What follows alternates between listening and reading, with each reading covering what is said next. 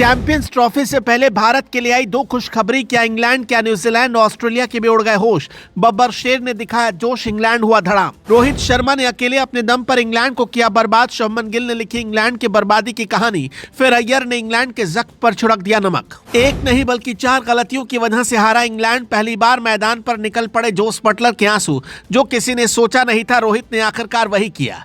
कहते हैं कि शेर जब खामोशी के साथ शिकार करता है तो शिकार बच नहीं पाता।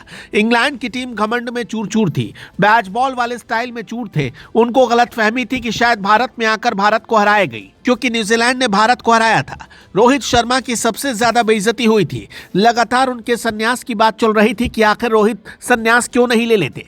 रोहित का बल्ला तो चल नहीं रहा है, कप्तानी भी खराब हो रही है। उस बल्लेबाज, उस कप्तान के ऊपर सवाल खड़े किए गए जिसने भारत को T20 विश्व कप जिताया। उस रोहित शर्मा के ऊपर सवाल खड़े किए गए जिसने भारत को हर बार मैच जिताने की कोशिश की और भारत को बड़े टूर्नामेंट में ऊंचाइयों पर पहुंचाया। लेकिन अब हिटमैन ने अपने आप को एक बार फिर साबित किया है। हर किसी को अग्नि परीक्षा देनी होती है और इस बार अग्नि परीक्षा थी रोहित शर्मा की। लगातार 17 पारियों से रोहित शर्मा का बल्ला एकदम खामोश था।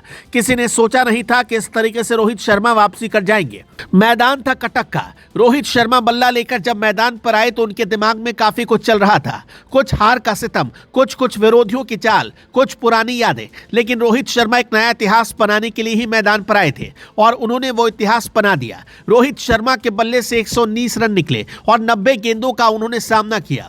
7 छक्के रोहित शर्मा ने अपने बल्ले से लगाए। 119 रन पर रोहित तो आउट हो गए, लेकिन भारत के लिए दो सबसे बड़ी खुशखबरी आ गई।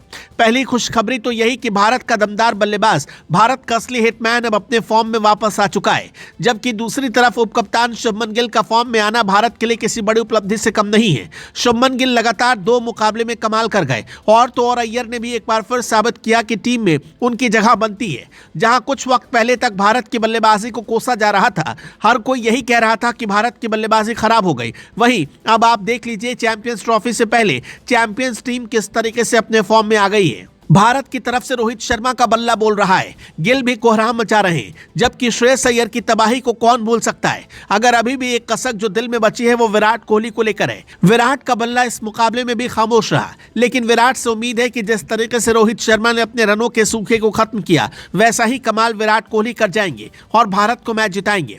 अगर बात की जाए इस मुकाबले की, तो इस मुकाबले में इंग्लैंड ने टॉस जीता था और उसने पहले गेंदबाजी के लिए भारत को आमंत्रित किया। भारत की तरफ से बहुत अच्छी गेंदबाजी तो नहीं की गई। बुमराह की कमी पूरे मुकाबले में खलती रही।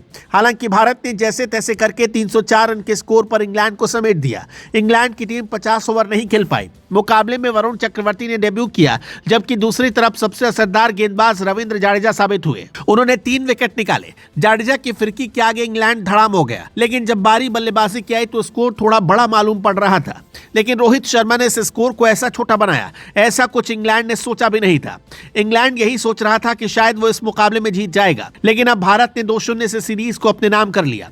इंग्लैंड की हार की अगर बात करें तो उसके पास कोई प्लान ही नहीं था। रोहित शर्मा को कैसे आउट किया जाए, बहुत सारे जाल बिछाए गए, लेकिन रोहित ने सारे जाल काट दिए। नतीजा ये रहा कि इंग्लैंड इस मुकाबले में फिर हार गया। दोस्तों, जिस तरीके से रोहित फॉर्म में आए, आपको क्या लगता है, क्या भारत चैंपियंस ट्रॉफी जीत पाएगा? अपनी राय बताएं।